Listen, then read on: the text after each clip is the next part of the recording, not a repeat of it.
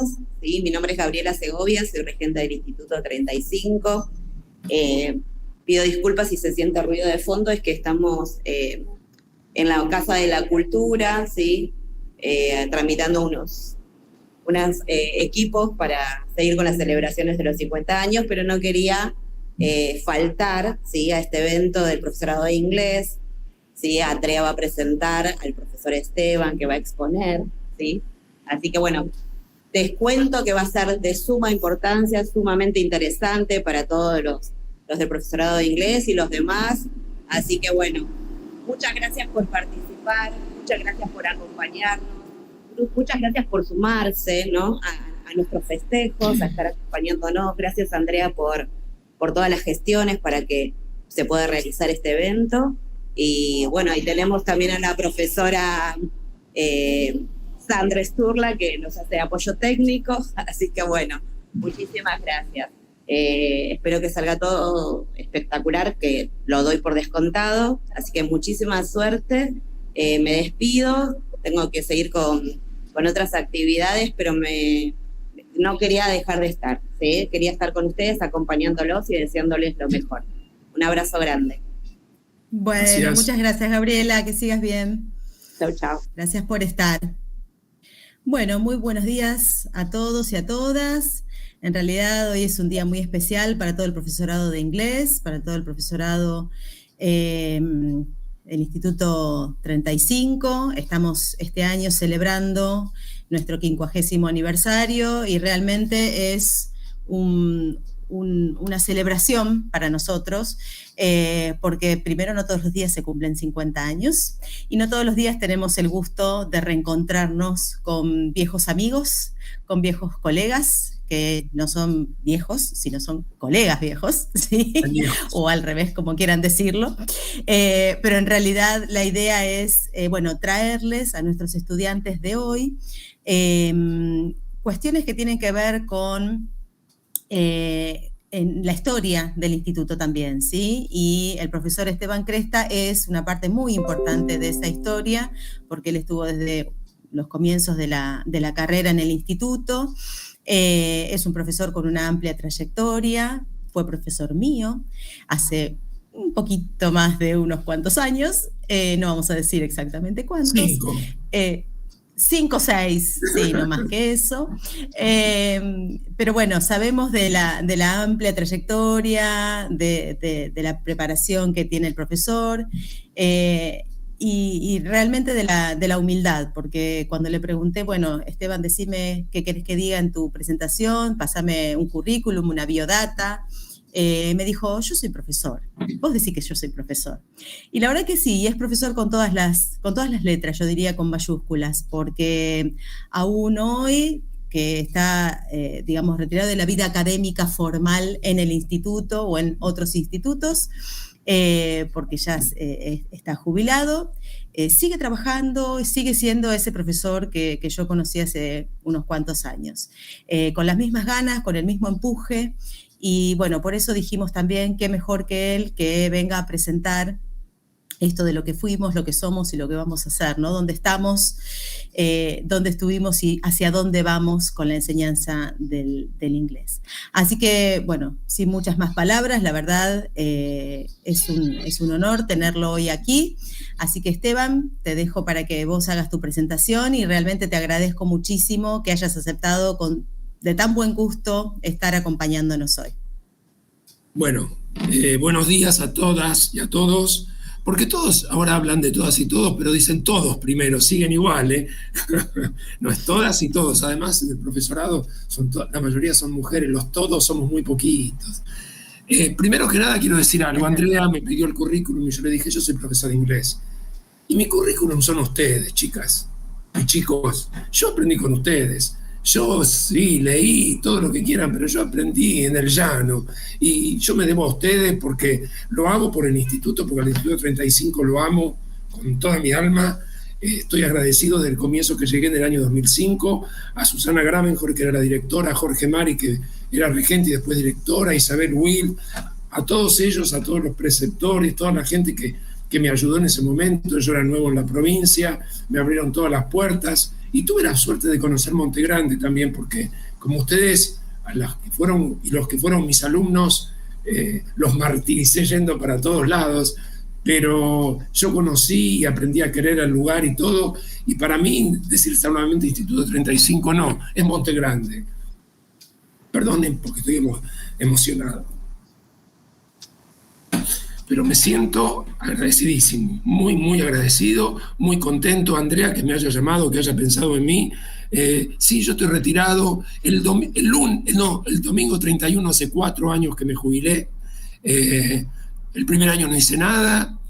Y después ya empecé algún alumnito y todo. Y como me dijo Andrea cuando me llamó, no podés con tu genio. Y la verdad que no puedo. Me gusta lo que hago, me gusta enseñar. Igualmente, como le digo siempre a Yamila Tornello, y Yamila me dice, no, profe, no es así. Yo I am a has-been. O sea, ya no estoy más en la profesión. Pero que se acuerden de mí es muchísimo. Yo tengo una nieta que es muy particular y que me dijo, pero abuelo, ¿cómo enseñás si no tenés una clase? Le digo, bueno, fue en el pasado, le digo. Pero yo no te vi, tienes razón, pobre. Pero bueno, yo agradezco muchísimo todo. Ustedes son todos muy buenos conmigo, pero muy, muy buenos. Y yo estoy simplemente agradecido, gracias. Más no puedo decir. Y estoy emocionado, sí, estoy emocionado, muy emocionado. Me toca mucho esto, me toca mucho estar de nuevo con todos ustedes y todas ustedes. No solo la gente de Monte Grande y de Seiza, porque si no, esta tarde cuando tenemos clase las chicas me matan. Las chicas de Seiza también. Van a reclamar. Sí, ya estarán ahí anotando directamente. Y todos los demás que estén de cualquier otro lado, les agradezco muchísimo, muchísimo, muchísimo. Y bueno, vamos ahora a lo nuestro. A los nuevos alumnos les pido que se comuniquen con Andrea si pueden. Si hablo muy rápido, me dicen, por favor, porque ya me dijeron que no hable tan rápido, pero I'm sort of carried away y me olvido. Pero por favor me recuerden. Una cuestión, Esteban, antes de que arranques. Si quieren hacer alguna pregunta para después de la charla, la pueden ir haciendo en el chat, que nosotros vamos registrando, y cuando el profesor termine de hacer su exposición, le podemos hacer las preguntas que ustedes van escribiendo. La parte más importante de toda la charla son las preguntas, que ojalá les pueda responder, pero sí. Las preguntas son importantes, las preguntas son muy importantes. Bueno, empezamos, por favor. Sandra, I'm all yours. I'm waiting. Without that, I can't do anything.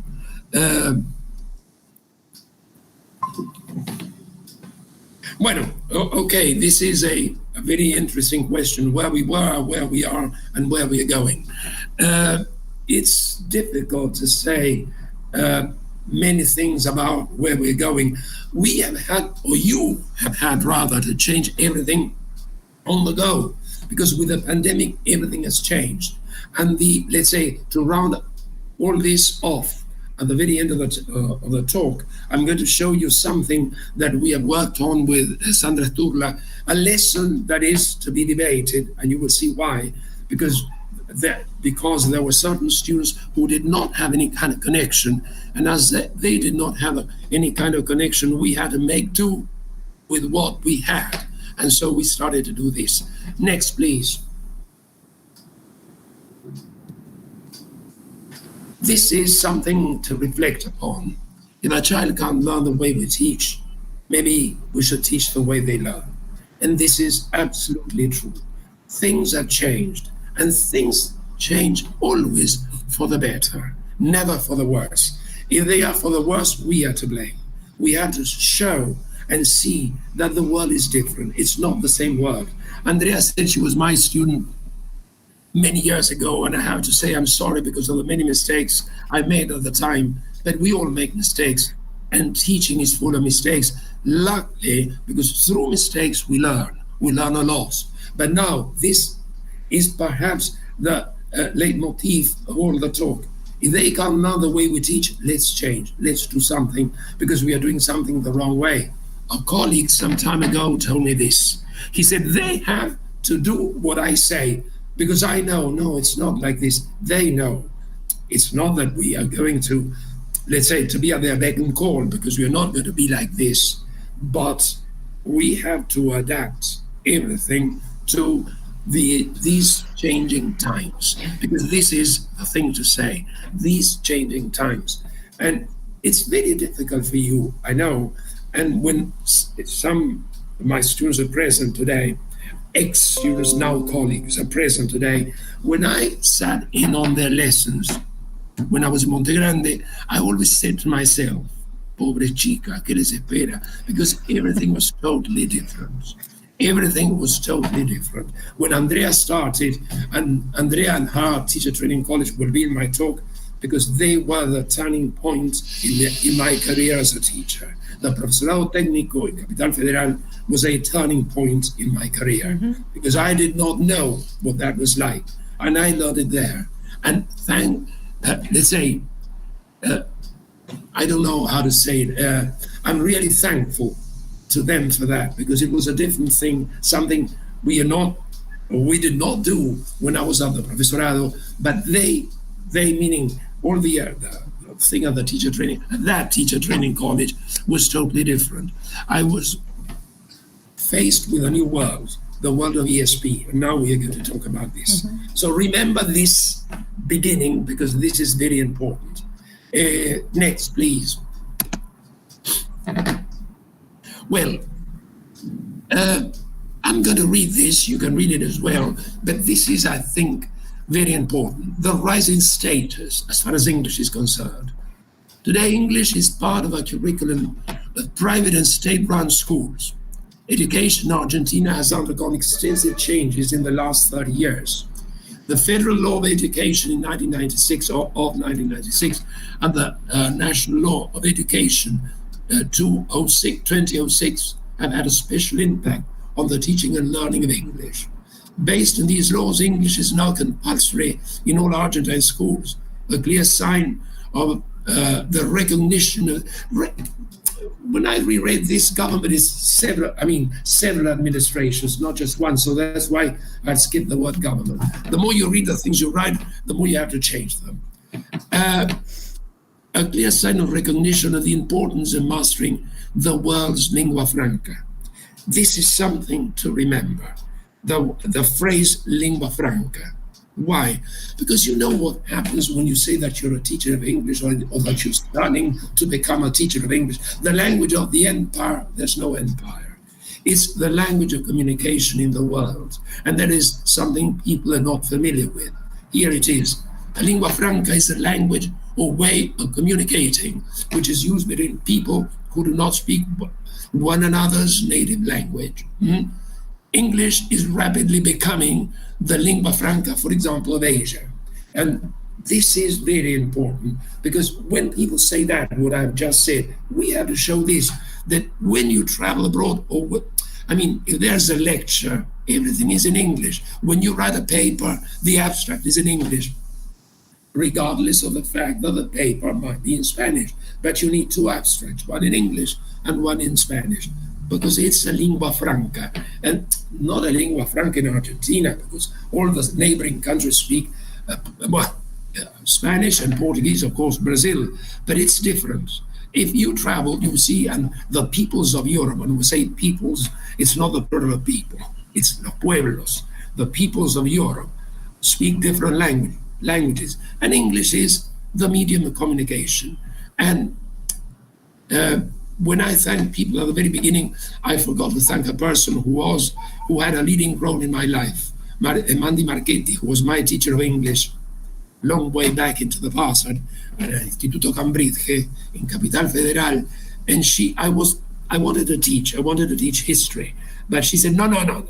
You're going to teach English because you will get married, you will have a family, and you need money to make ends meet at the end of the month. So girls and boys, everything has changed.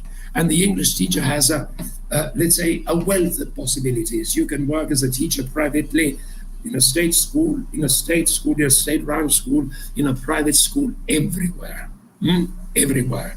You can go to a company, you can do whatever you want. And if you go to a company, the good chance of getting a husband or somebody who is not a husband, but you can decide. That is up to you to decide. But it's a joke, but it's true. English is, let's say, the way out to many things. And as you all know, we have always had the possibility of getting a job, a better job, but English is, in my case, and I think Andrea agrees with me, is the door to everything in your profession. Other teachers do not have the same possibilities. For example, definitely. A teacher of history, right. A teacher of geography, they teach at school, because when a student has to sit for an examination, what does he or she have to do? Or I said, when a student has to sit for the examination, what do they have to do? Now, though the noun is in the singular, we can use a plural. We have to use a plural noun, not to show one sex or the other. So, what do they have to do? They have to sit down and study. With English, luckily, they need a private teacher, and so it's your share of a cake, your slice of cake. Okay, and I said state school, and in English we have to say state schools or state-run schools, because they are schools that are controlled and funded by the government or a local authority, and which children can attend without having to pay.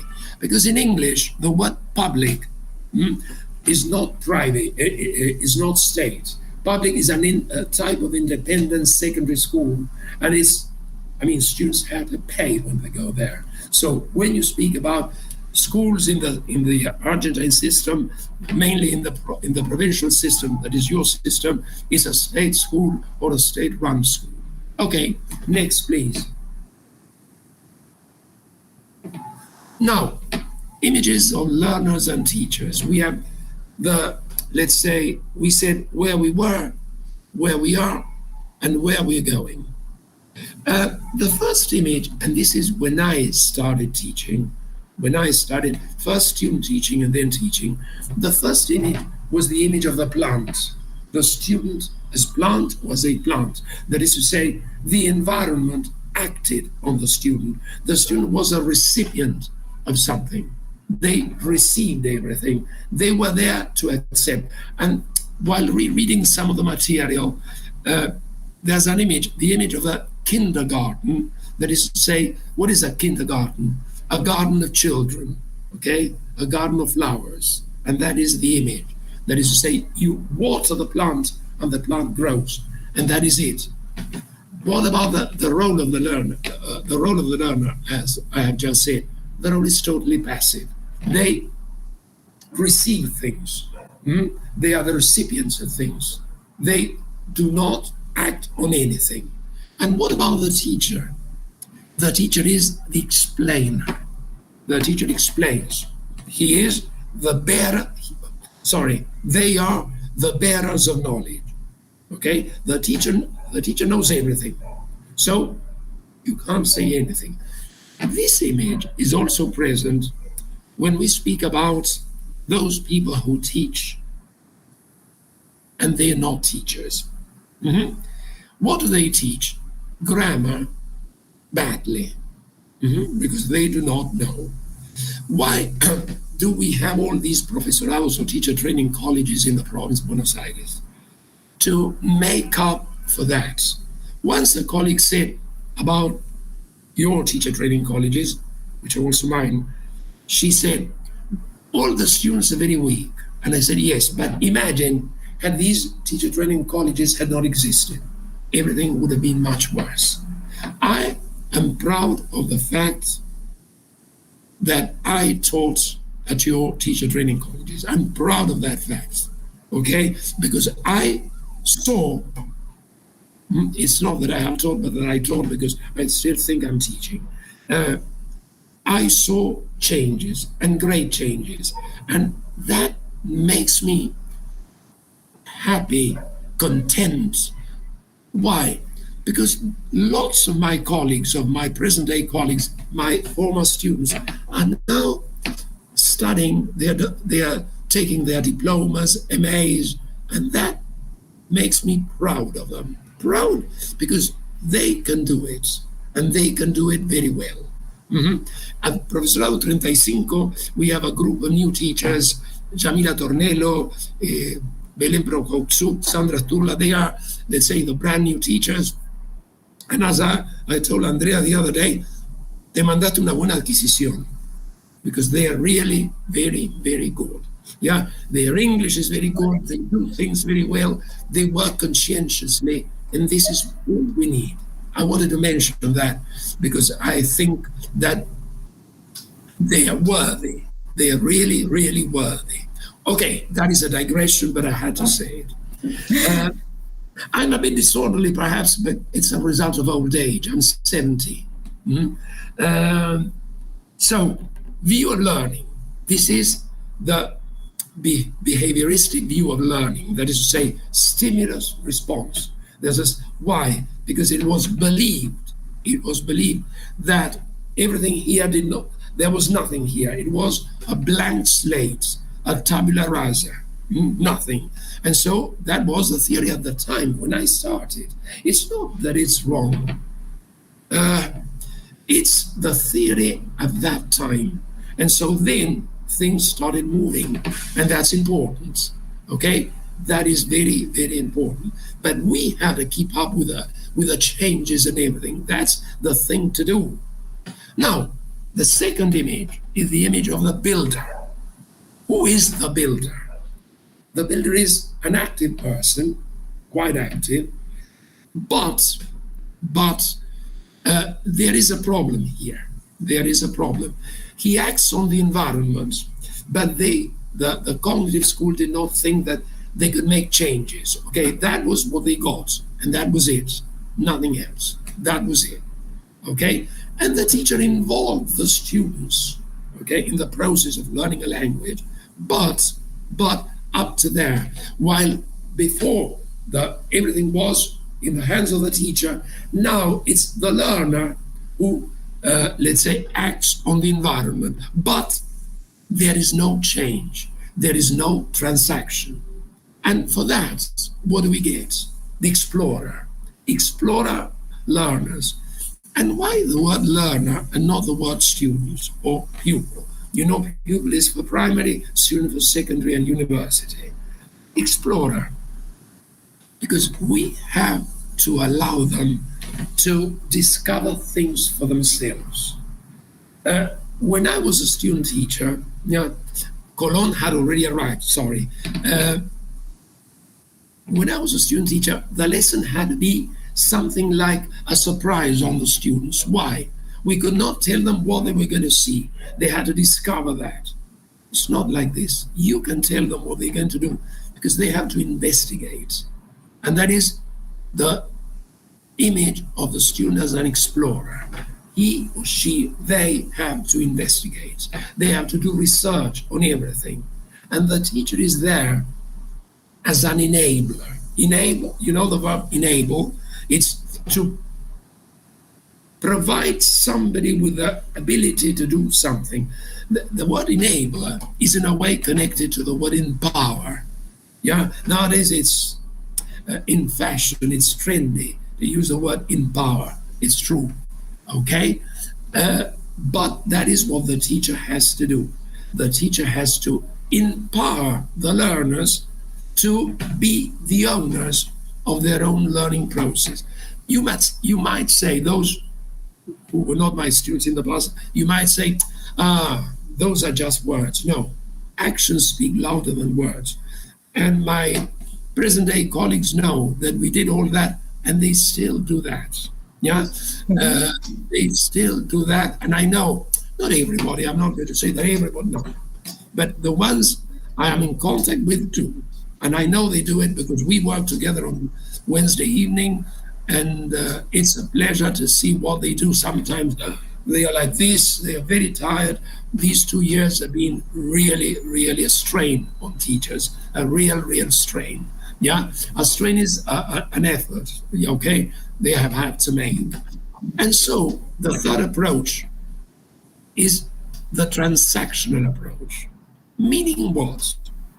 That you act, or the environment acts on the learner, but the learner acts on the environment.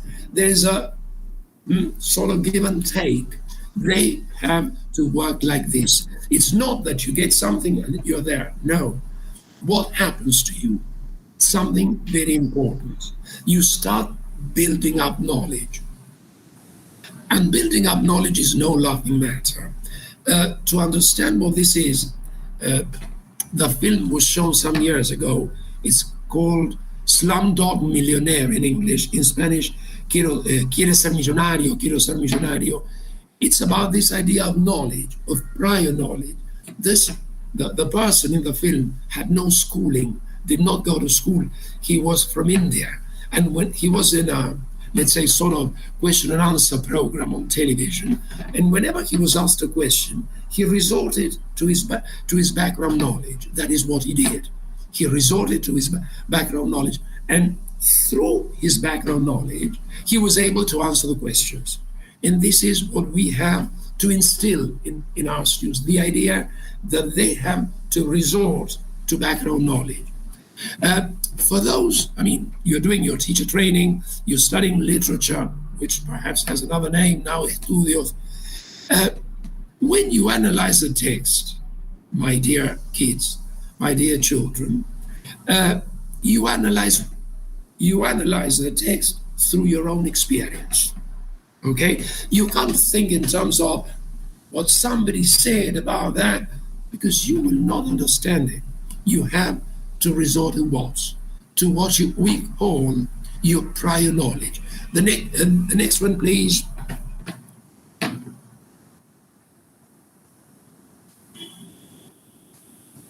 I thought it was so boring that Sandra had fallen asleep.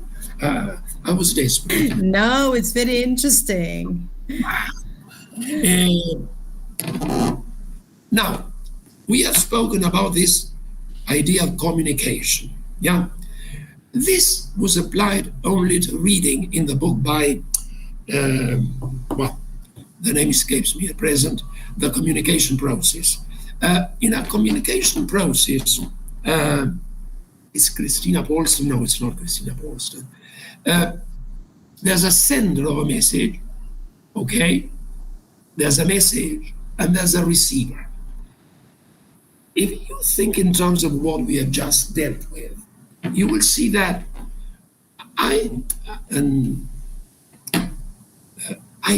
while I was teaching, let's say, I changed all the last part, the word receiver in the last part. Why did I change it?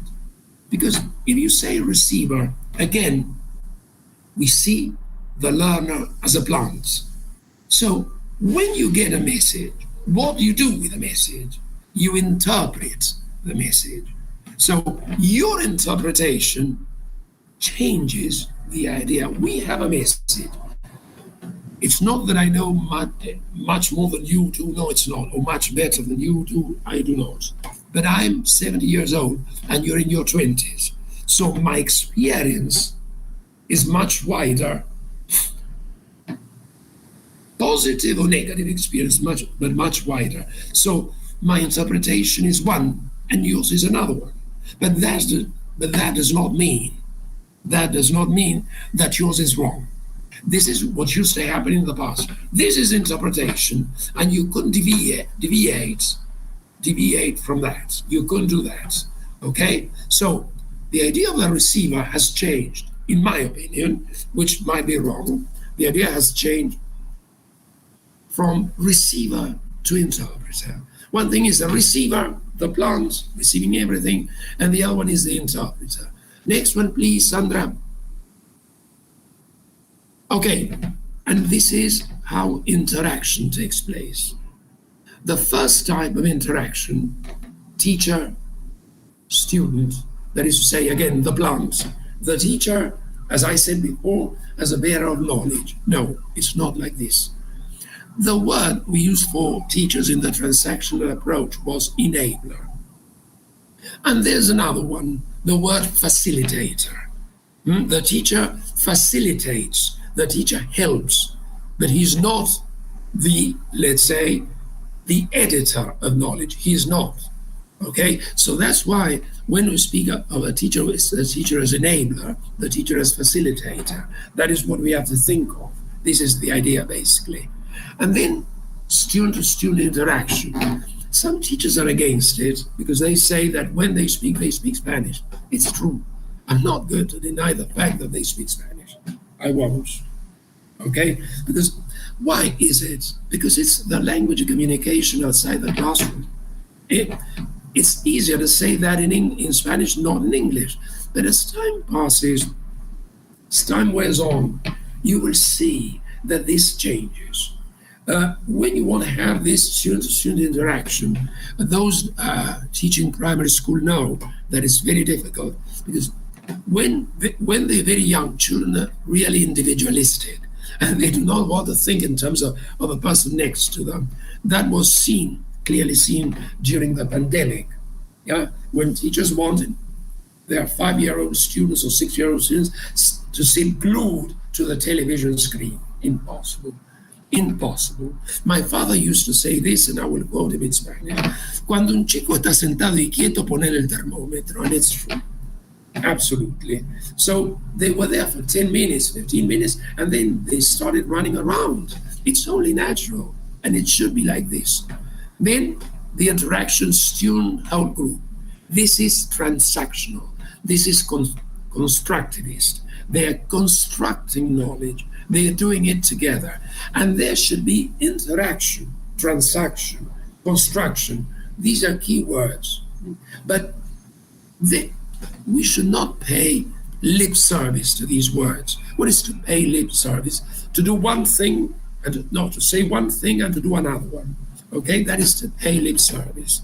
We should try and get this active in the classroom, to have students work in a certain way. And it's the teacher everything is in the hands of the teacher. The teacher has to do it. There's no other way out. And the other one is teach a whole group. This is dangerous. This is dangerous. Mainly when the teacher feels that they are frustrated actors or actresses and they want to be in the limelight, that is to say, on the stage all the time.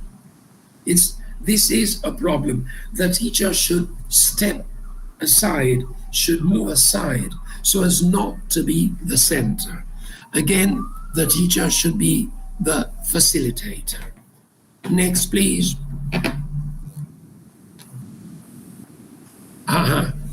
These are the two types of teachers that I would like to talk about.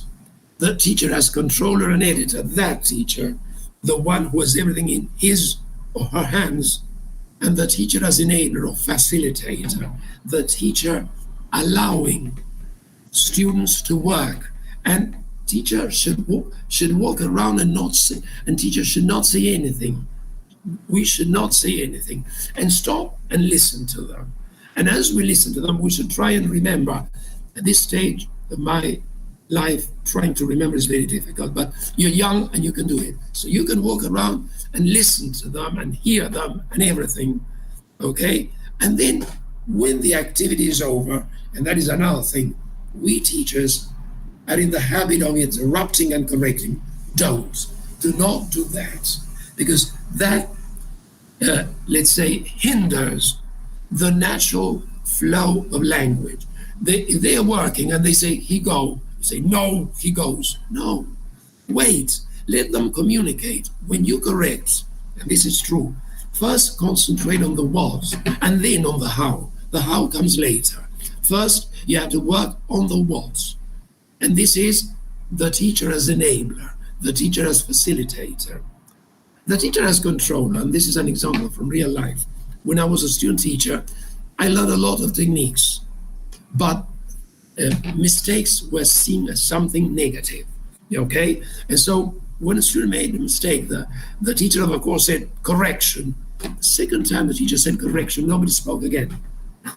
It was only natural, really only natural, because you're afraid. You're afraid of all this. Next, please.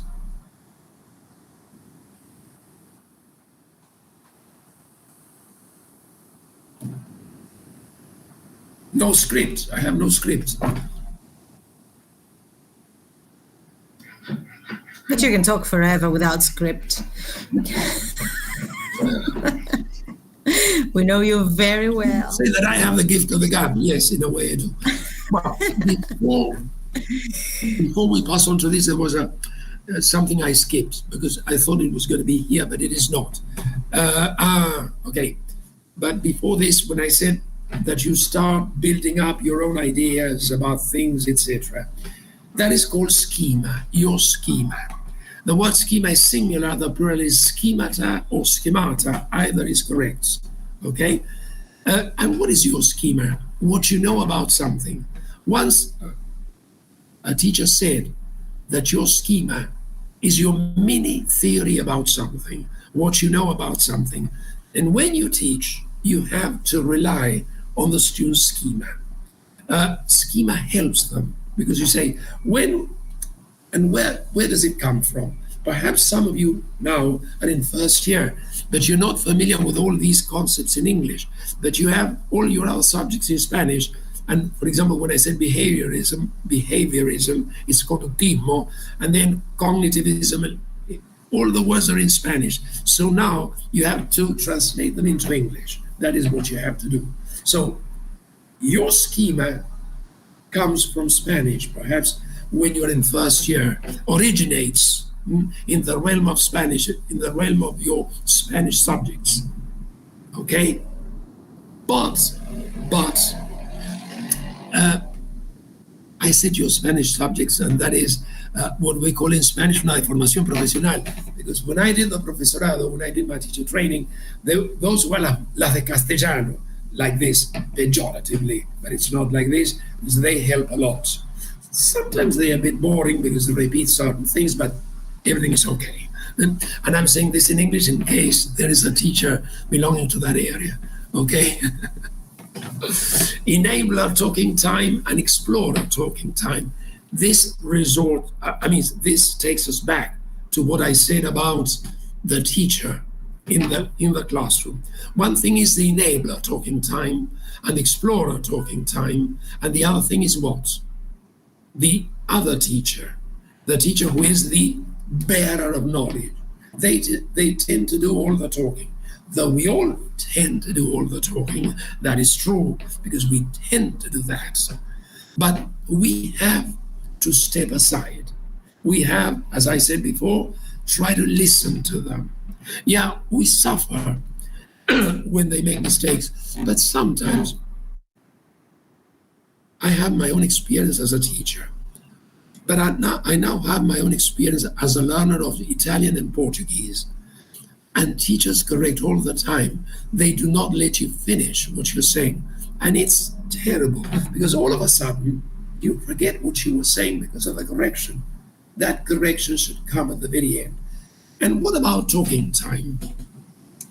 Talking time at the very beginning is more in the hands of the teacher because they know very little.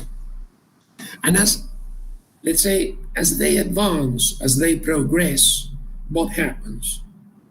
Their talking time, the learner's talking time has to be longer and longer. They have to do all the talking, or most of the talking. And this is something to think about, because we never think about all these things the way we have to think about all these things. It's difficult. I know everything is difficult. If a former student of mine were here from Profesorado Técnico, Mirta Barbieri, she would say, usted está viejo y permite cualquier cosa, because she used to say that to me. Okay, might be.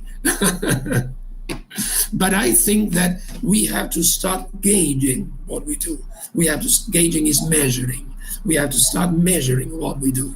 That is to say, I'm doing all the talking, so I should step aside. We have to work in terms of that.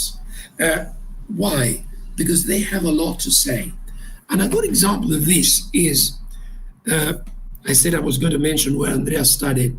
A good example of this is that teacher training college, which was Instituto de Profesorado Técnico, now belonging to the Universidad Tecnológica Nacional.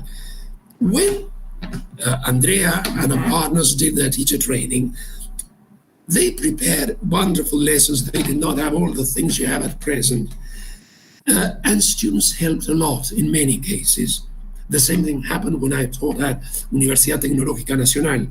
They they were in the know, they knew everything, and we did not. So we had to listen to them, and we learned a lot. We knew English, but they had the practical parts, and we had a benefit from that. And with your students, the same thing happens. We have the benefit. When the pandemic started, we did not know, or you did not know rather, how to tackle all these things. And you learned how to do it. You learned the hard way. But why did you learn it? Why did you learn how to do that? Because you did your teacher training. Yeah, I'm saying this with an admonishing finger, okay? You did your teacher training, and that is a rule of thumb. You know that when I was doing my teacher training, my mother said that I was studying to be a teacher. And once a woman said to her, my mother was a housewife, she was not a professional, and a woman said, y tiene 20 años, mi nieta tiene 15 y ya es profesora. My mother wanted to kill her, but it's like this. To prescribe, you have to be a doctor. To teach, you have to be a teacher. Teaching is a profession. My former students know I always say this. Teaching is a profession. It's not a vocation. You may have the vocation, but you have to develop all your, let's say, career as a teacher as a professional. The only professional activity, I do not know what to call it, that is only vocation is a church. And this is not a church. Okay, so you have to study to be a good professional so as to develop the art of teaching, because teaching is an art. And you as teachers have to develop that. And when I see it, I always say this when I have these meetings with the girls from Monte Grande and Ezeiza. I'm proud of you, and I'm really proud, because they know how to do things. They are real explorers. They know how to work. They know how to do this, how to do that. And you, in due course of time, will learn how to do exactly the same thing. Next, please. Useful considerations. It's important to give learners opportunities to explore. Do not think that what they're doing is wrong. Always say yes, but if you have to add something. It's not that we have to say no. In Argentina, we're in the habit of doing what? In Argentina, we're in the habit of saying, somebody says something and you say no, and then you say exactly what the other person has said or told you. So this is something to learn not to do, or how not to do. Listen to them, because they have their own experiences. When you teach them, check where you are, check where the school is, and the experience there will tell you what to do and how to do it. Okay? It's not that this is the pattern and we have to follow this pattern. No, it's not like this. It's not like this. When I started at Profesorado Técnico, I thought I knew how to teach in a different way, but not that. We spoke, the girls, Andrea and all her colleagues spoke Spanish in the classroom because they had to speak Spanish. Why? Because the objective, the goal, whatever you call it, was different. We had to have a different objective. They had to learn how to read scientific and technical English understandingly. So we gave the learners the opportunity to learn in a different way. And my life is plagued with experiences because I taught, let's say, not the private part now, I taught all my life. I was once teaching at Universidad Tecnológica Nacional, and I asked questions the way we worked. And only one student was able to answer the question. So third or fourth time he answered the questions, I looked at him and said, siga, profesor, yo vengo de la 34. O sea, where they went, I had their practice lessons. He knew how to work. The rest did not know how to work because they knew what they had to do. And they did it very well. I'm not saying this because Andrea is present. No, I'm not saying this because of that. Because I thought that we all together had devised a way of teaching that was different from what? From what the gods wanted. The gods wanted something different. And we were sort of criticized all the time. Why do they speak Spanish? Because one of the first things you have to learn, my dear people, is that you have to analyze students' needs to be able to have your objectives. What do they need English for? This is the big question to ask. It's not that we are going to teach them in this way only. It's not like that. It's not like that. Henry Whittleson has developed two concepts: English as a training concept and English as an educational concept. The educational concept is what we teach English, the way English has been taught for years and years and years. That is to say, English for later possible use. Let's say schools in general, etc., etc. And then English as a training concept. That is ESP, for example. What Andrea learned at Professorado Técnico. That is a training concept. I'm training them to do this. Okay, and they might say, but you're not giving them the chance to speak. No, if they want to, they can learn to do that later. But all those people knew how to teach scientific and technical English. Once, another anecdote, there was a teachers' meeting, parents were present, and at the end of the meeting, the teacher of English, Mrs. Ardini, said that one of the mothers, she was very, very, very strict, and she said that one of the mothers said, ¿Quién es la profesora de inglés? And she said to herself, ¿Qué le habré hecho al hijo de esta? And she said, Señora, I'm a graduate teacher from Lenguas Vivas, and I have to say that is the first time my son has been fond of English. Okay, why? Because he was learning to interpret the text, not to translate it. And the woman said, quote, I've never seen this. No, because that was something seminal, something that we had started, and they did it very well. Teachers were against it because of what I said before. Nobody spoke Spanish. But it's giving opportunities, and learn this. First of all, think of their needs, why they need English. Okay, it's important to make learners aware that mistakes are a part of their creative construction. Difficult. We never think in terms of that. Some time ago, there was a mistake. Like I said, and I went out to dinner with a friend of mine who's a teacher of English, and she's very good, she knows a lot, and we started commenting on this, and she said, now we can say, like I said. In the past you had to say in British English, as I said.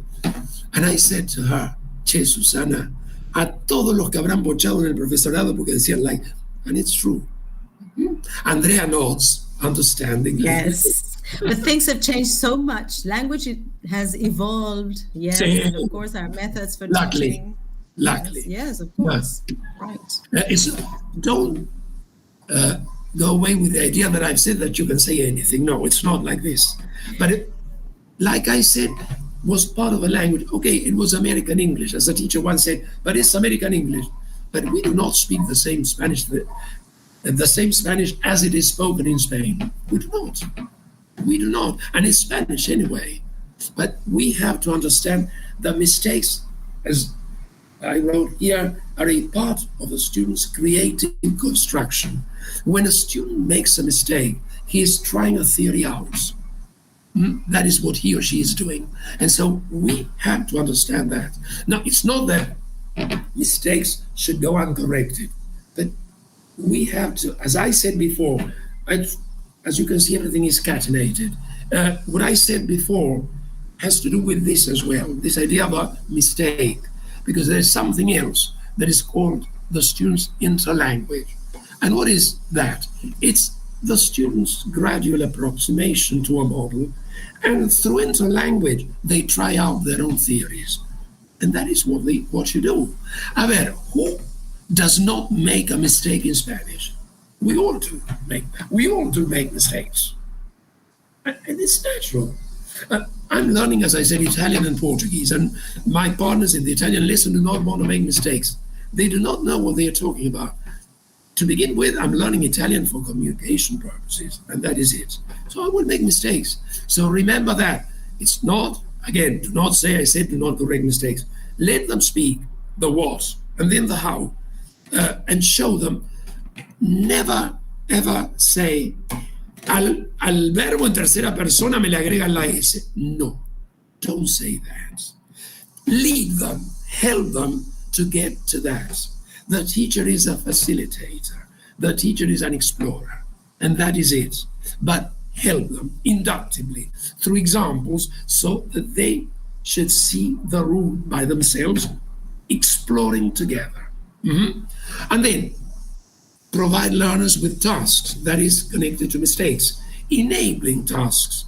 Enabling tasks are a step before what? Communication tasks. But they are necessary. They are necessary.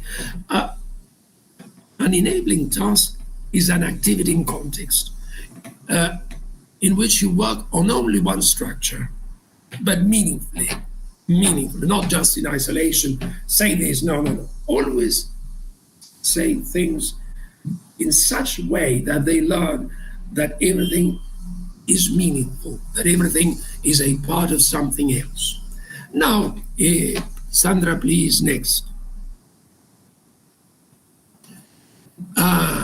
This is another thing. This is in Spanish because we worked on this in Spanish, and this brought about never-ending discussions. When we had all this problem of the pandemic, students stopped going to school. And so at a certain moment, authorities started to speak about hybrid lessons. And we had 4 kinds of students. Presenciales, they were not there, though in actual fact, there were some presenciales later, students who, had face-to-face lessons. Estudiantes conectados sincrónicamente while the lesson was being, developed or delivered. Estudiantes conectados asincrónicamente, not at that very moment. And then the very worst of all things, estudiantes sin conexión. And there were lots of them. It's not that in some cases they did not have any kind of connection. They did have some sort of connection, but there was one computer at home. Their mothers and fathers had to work. Their brothers and sisters also had to work. And so it was very difficult, almost impossible. And there, with Sandra and Veronica at a certain moment, and another teacher from Profesor 18, a former teacher because she's a pensioner now, we discussed this, and we came to the conclusion that the lesson had to be in Spanish. And I will tell you why. When teachers, let's say, do this exercise, and the rubric, the instruction is in English, who understands it at home? Not even the dog. Nobody. And so what happens? They did not do their homework. So when we started with this, I tried this out with my colleagues from Montegrande and Ezeiza. I have to mention Ezeiza.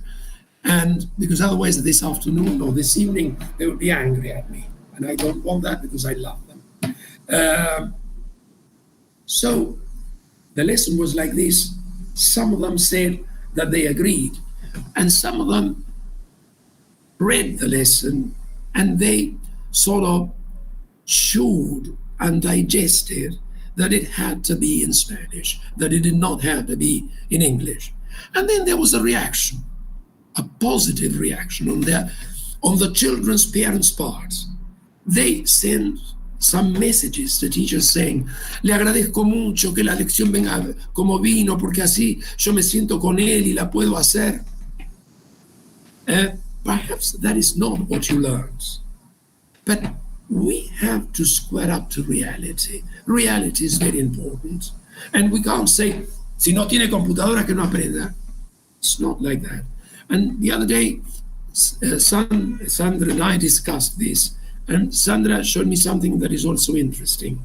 You know that in winter, some schools in, let's say, in the province are in the middle of nowhere. For example, there's one that is, it's on Fair, near the general post office, and it's in the middle of nowhere. So when it rained, there were no classes.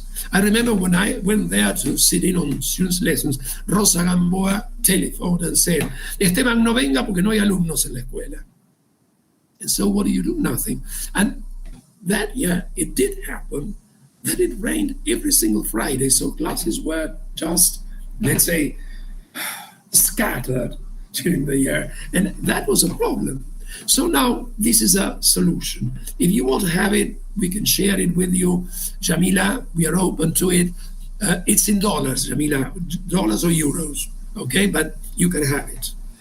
Okay, can I go on, Sandra?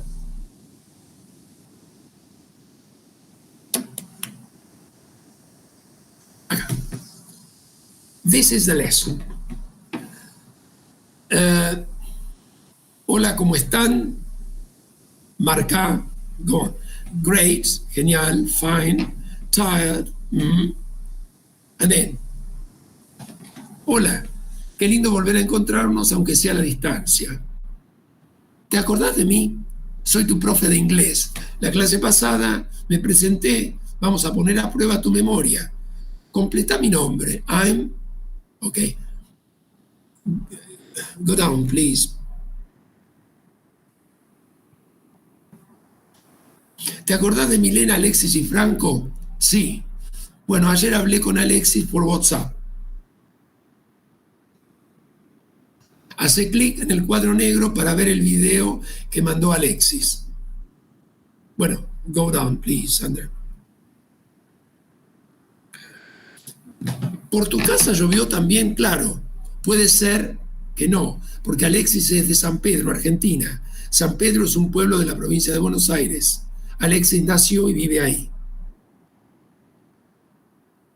Bueno, Milena y Franco quieren conocerte, etcétera, etcétera. Go on, please, Sandra. And they have now they're no longer pen friends. The word pen does not exist. There's another word. If you remember the word, I can't remember it now. Key pals. See, they are called key pals. Alzheimer is not working as hard as it wants to work on me, and I can remember some things. So they have key pals, and this is a boy from Montego Bay, Jamaica. Hello, I am, hello, etc., etc. Why this person from there? Because they speak a special kind of English, that is, they are Creole or Patois, Creole, and so the means of communication is English. Though then we modified this, and it was a student from Greece, because they speak another language, which is very difficult. You know that in English, when you say that something is Greek to you, it means it's, as we say in Spanish, chino básico. Okay? So, ¿te acordás que la clase pasada aprendimos a presentarnos? Sí. Bueno, fíjate de nuevo en el chat. ¿Viste cómo se presentaron? Okay. The lesson goes on like this. Everything is in Spanish. Let's have a look at the last part of it, Sandra, please. Ahora volvé al chat. Y presta mucha atención. Franco te dice algo más. ¿Lo encontraste? Seguro que lo encontraste. Igual, acá te lo muestro de nuevo. I'm from Montego Bay, Jamaica. Claro. Te dijo qué, de dónde es. ¿Y de dónde? De Montego Bay. The teacher has to do all the talking here because the students are not present. They have this on paper. So they have to have this like this. You may say, he is mad. I don't think so. I think it's the way to show them that they are learning some English. And then when they started to go to school, they had this lesson again, but let's say face-to-face with a teacher. But the teacher had to help them. And now, and this is important, this was in English. And when I say in English, a teacher has to speak the kind of English that students will understand, okay? That is to say, some teachers say, no, if you say it like this, the level is going down. No, the level is not going down. Because if you speak English and you say the same thing 3 times in English, and then what happens if they do not understand? You will translate. So what will students say? No le dejo lilla total, te lo traduce. Porque son más vivos que nosotros, eh? So you have to ask a question in English, for example, a WH question, and if the WH question is not understood by the students, you have to say, where did you go? Did you go to the cinema, to the theater? And they will answer the question. And they will answer the question. So when they go there, the teacher will have to adapt their own language to what they might understand. Mm-hmm. And this is a kind of, we call it in English, alternative language. Have you ever heard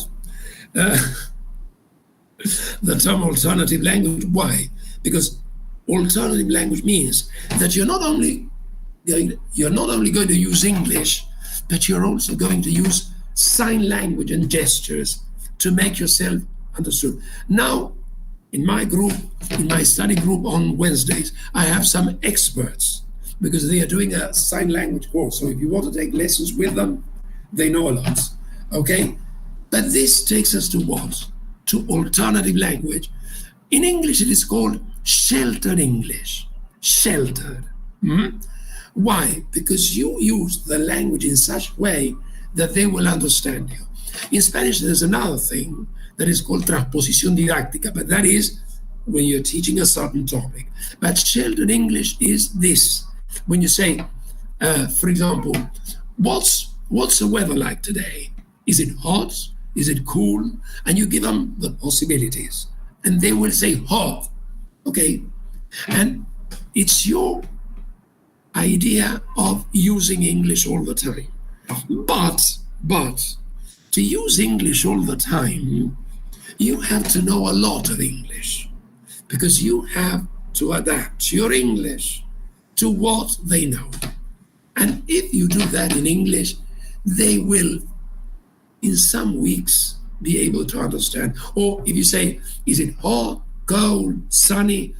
Hace calor, it's hot. Teacher will echo their answer in Spanish, in English. It's your job to do all that. It's your job to accompany them, that you're facilitating the process. You're enabling them to understand. And understanding, remember, precedes production, okay? And you have to give them time to understand. It's not easy. It's another language. It's a language that has nothing to do with Spanish. So as a teacher, you have to use all the resources at hand to make yourself understood, to convey meaning in the target language, okay?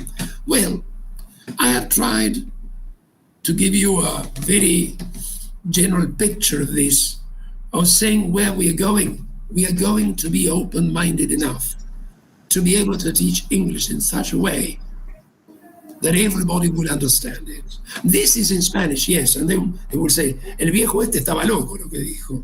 Okay. But it's like this. It's like this. I'm sorry, but it's like this. They need to learn English. English is not the language of the Queen, okay? English is a language of communication, of general communication all over the world. When you don't need to travel, but when you want to get a job, the first thing they ask you is whether you can speak English. And this is true. This happened to my daughter something like 20 years ago, because my daughter is not a baby, she's also an elderly person. She's 43. And once she had an interview somebody for a job, and they had already, let's say, or they already had a secretary. And she had the interview, and then she got home and she got a phone call from these people saying that she was starting next week. And so one day, instead of going silent, and she said, "Why did you give me the job if there was another person?" And the answer was not because of your, let's say, what you studied or what you're studying, but because of your English. And that does happen, and it happens quite a lot. You have to leave political ideas aside and everything and think of English as a tool of communication. And that is what it is. The last part of this very short talk is 60 minutes, Andrea. I did it. All right. Great. Voy a castellano de nuevo para agradecerles nuevamente que, aunque haya 2 personas, para mí es bárbaro. Fue un honor estar. Me hubiera gustado ver todas las caras. Me hubiera gustado hacer la charla del instituto, pero no importa. Yo me siento acompañado por todos ustedes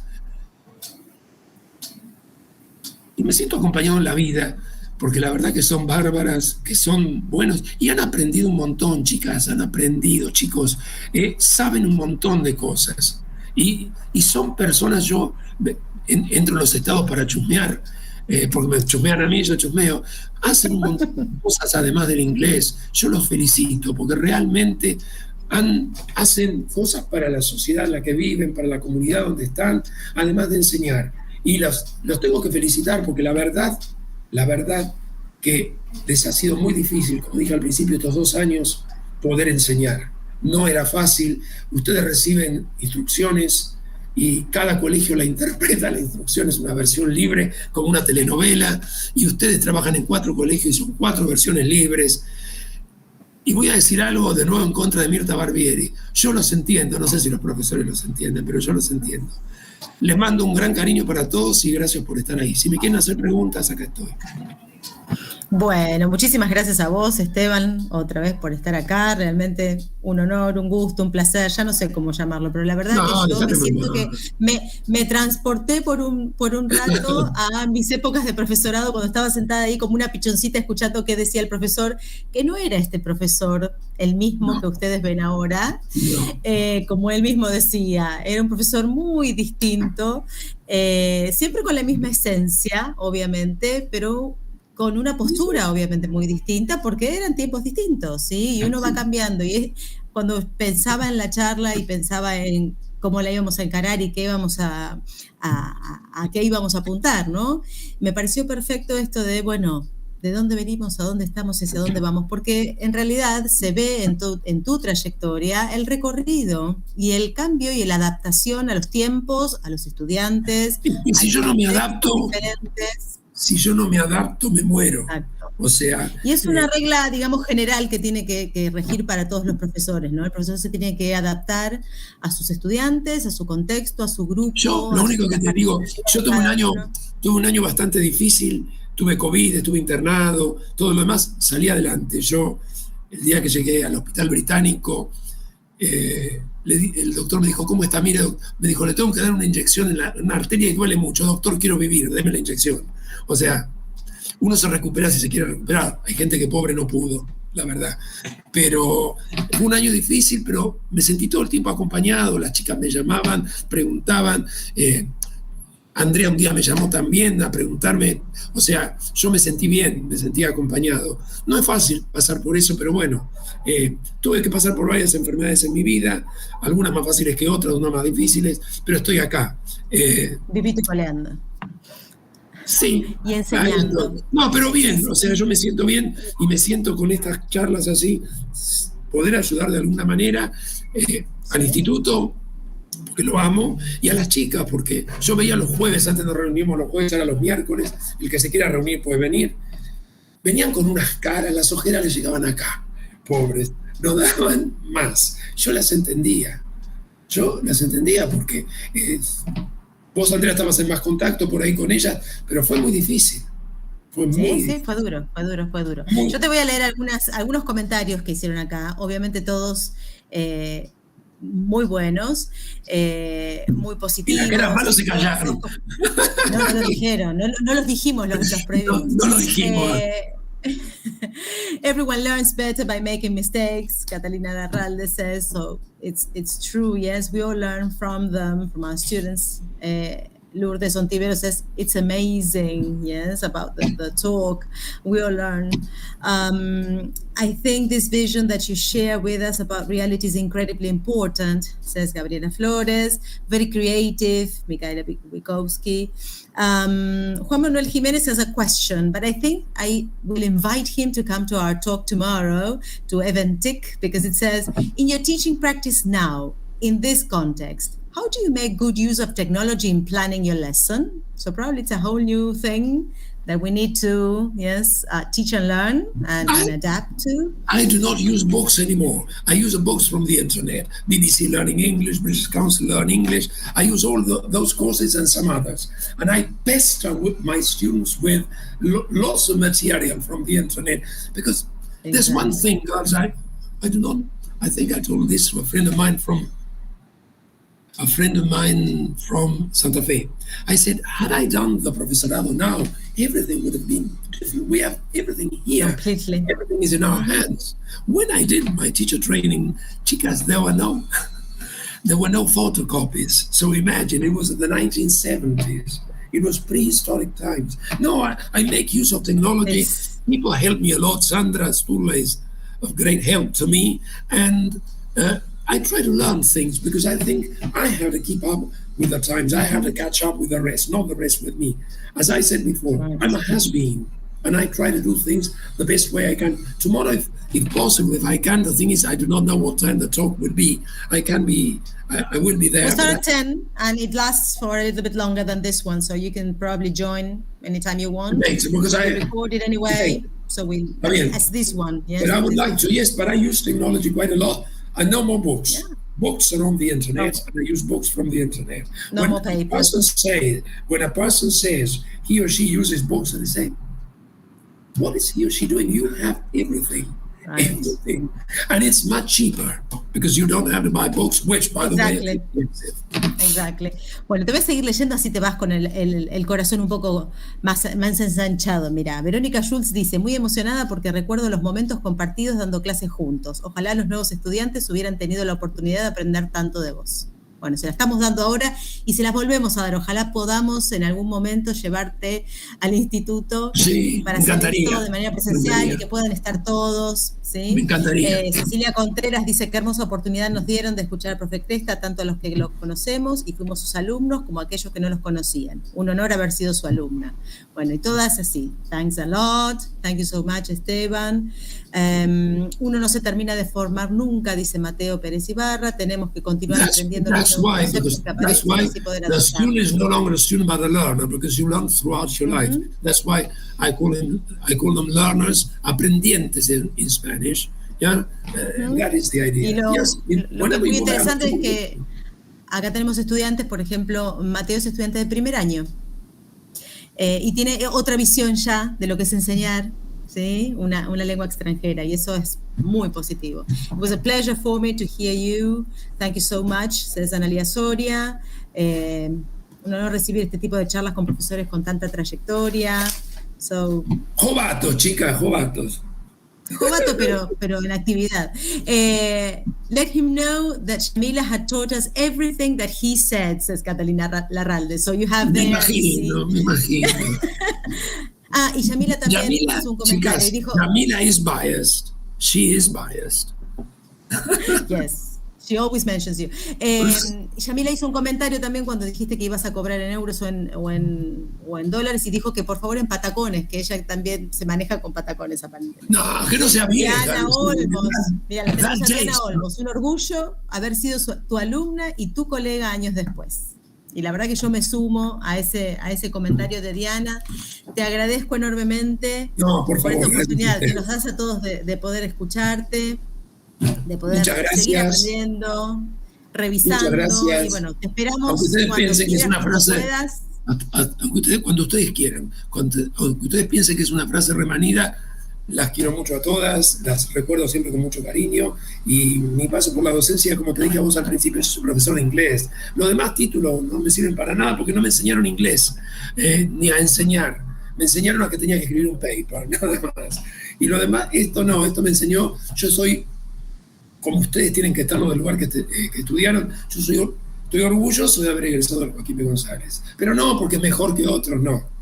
Yo estoy orgulloso porque a mí me enseñaron lo que sé y bueno, aprendí otras cosas después, pero la base me la dieron ellos y estoy a todos mis profesores muy agradecido.